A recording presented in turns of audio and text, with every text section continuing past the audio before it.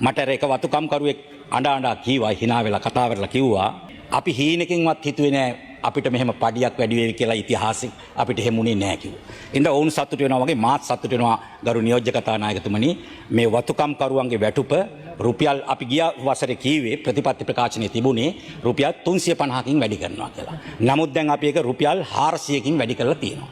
සමාගම් විසින් 200ක් දෙනවා. අපි විසින් තව රුපියල් 200ක් රජයෙන් දානවා. ඒ අනුව 1750ක් දෙනවා. ඉතින් දවස් 25ක් වැඩ කරන සේවකයෙක් ආවොත් ඔවුන්ට රුපියල් 10000ක මාසික වැටුපක් වැඩි වෙනවා. දැන් මෙන්න මේකත් එක්කම අපිට හැබැයි පේනවා විපක්ෂයේ සමහර മന്ത്രിවරුන්ගෙන් මේකට දැන් විරෝධතා මතුවෙන්න පටන් අරන් තියෙනවා. දැන් යම් මතයක් හදන්න පටන් අරන් තියෙනවා. ඒක ටික පරිස්සමට ඒ කට්ටිය කරන අපි මේකට කැමති නමුත් මේක කරන්න බෑ. මම ඊයේත් මාධ්‍ය දැක්කා පෙරීදත් මාධ්‍ය දැක්කා සංවාද වලට යන മന്ത്രിවරු අහනවා රජයේ මුදල් කොහොමද සමාගම් වලට දෙන්නේ? මේක වැරදි. මේක නීතියක් නෑ. මේක දෙන්න පුළුවන් කමක් නෑ. දැන් අපිට තොරතුරු වාර්තා වෙනවා මේ වගේ මතයක් හදලා ඒ කට්ටියගේ සමහර කණ්ඩායම් දාලා පුරවැසියෝ දාලා පොඩි අධිකරණයේ පැත්තට යන්න මේ රජයේ මුදල් සමාගම් වෙත දෙන්න හදනවා කියලා එකක් හදන්න මහන්සි ගන්නවා. කකුලෙන් අදිනවා මේ අහිංසක වතුකම් කරුවන්ට දෙන රුපියල් 200 දෙන තැන වළක්වන්න උත්සාහයක් ගන්න ස්වභාවයක් අපිට පෙන්눔 කරනවා. ඒකදී පාර්ලිමේන්තුවේ ඉතාව ඊයේ නාමල් මන්ත්‍රීතුමා කිව්වා මේ ඊට වැඩිය හොඳයි වතුකම් කරුවට දෙන්න නැතුව සමාගම් වලට දුන්නා නම් කියලා. ඔව් ඒ කට්ටිය සමාගම් වලට තමයි දුන්නේ. ඒ කට්ටිය හිතවත් බදු සහන දුන්නේ ඒ අයට. ඉතින් මේක අපටත් ඒ විදිහට යෝජනා කරමින් ඉන්නවා. කවුරුත් තේරුම් ගන්නවා මෙරටේ වතුකම් කරුවා තමයි දැඩි මන්ද පෝෂණයෙන් පෙළෙන්නේ. රක්ත හීනතාවයෙන් පෙළෙන්නේ. ඒ සමාජ අසාධාරණයට ලක් වෙලා තියෙන්නේ. ඉතින් ඒ වගේ ප්‍රජාවකට 200ක් දෙන්න හදනකොට මේ මහ ගොඩක් නෙවෙයි. නියෝජ්‍ය කතානායකතුමා රුපියල් 200ක්. ඒකට කකුල් මාට්ටු දාන්න හදනවා. ආන්නේ අයට මම දැනගන්න කියන්නේ.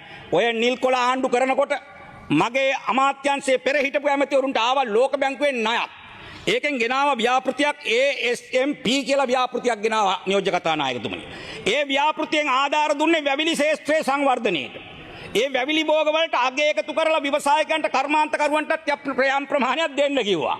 මම මෙන්න කියන්නම් දීපු කට්ටිය කවුද කියලා. මෙන්න දීපු ඒවා අපි ලෝක බැංකුවට තාම මේ ණය ගෙවනවා. මේවා හැබැයි දීපු කට්ටියට දුන්නේ ප්‍රධාන හැටියට මේ ව්‍යවසායකයන්ට කර්මාන්තකරුවන්ට වැවිලි ප්‍රජාවට දුන්නු සල්ලි. මෙන්න මම මේ ලැයිස්තුව දිගයි මම ටිකක් කියන්න. ලෝක බැංකුවෙන් ලැබුණු ඒ ණය ආධාර අපි ආධාරයක් හැටියට දුන්නා. කාටද දුන්නේ? අනෝමා ඇග්‍රෝ බෙන්ඩ් ප්‍රොඩක්ට්ස් කියලා කම්පැනි එකකට දුන්නා. මේක හිටපු ප්‍රාථමික කර්මාන්ත අමාත්‍ය දයා ගමගේගේ නෝනගේ කම්පැනි එක. මේකට දුන්නා රුපියල් ලක්ෂ 149.5ක් දුන්නා. ලක්ෂ 149.5ක්. කම්පැනියක් නෑ, ගෙවන්නේ නෑ. ඔක තමයි ඇත්ත කතාව. ගෙවන්නෙත් නෑ. ඊට පස්සේ හිටපු අමාත්‍යංශ ලේකම් බන්දුල වික්‍රමනාරච්චිගේ පුතාට ලක්ෂ 82ක් දුන්නා. ඒ කියන්නේ දයාගමගේ ඇමතිතුමාගේ ලේකම්. ලේකම්ලා ඇමතිවරු ගැහුවේ ඒ විදියට දුන්නේ. ඊළඟට ඔන්න තව එකක්. අශාහි කන්ස්ට්‍රක්ෂන් ප්‍රයිවට් ලිමිටඩ්. කවුද මේ? රොසාන් රණසිංහගේ නෝනා. එයාගේ කම්පැනි එකට ලක්ෂ 180ක් දුන්නා. ලක්ෂ 180ක්.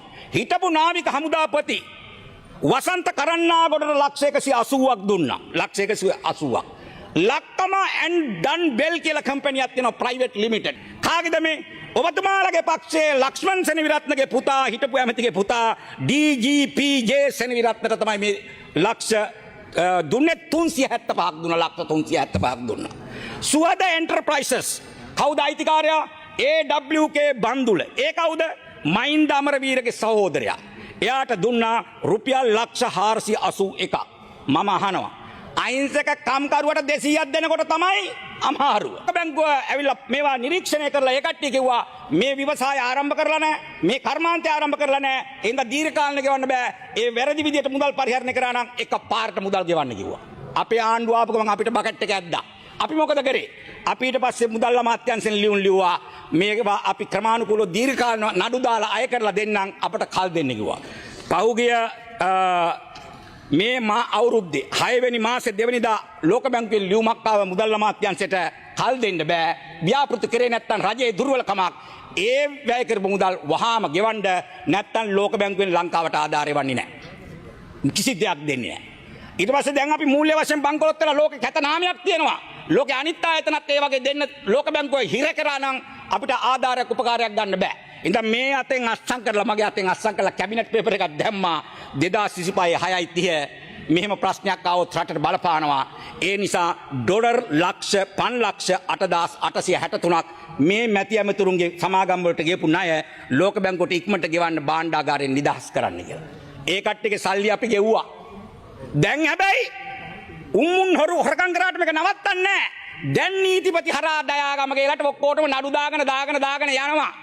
ආන්න එහෙම කරපු කට්ටිය මාධ්‍යට ගිහිල්ලා කියනවා වතුකම් කරුවට රුපියල් 200 දෙන්නේ කොහොම මොන නීතියෙන්ද කියලා අහනවා. මං අහනවා මොන නීතියෙන්ද මේක කළේ?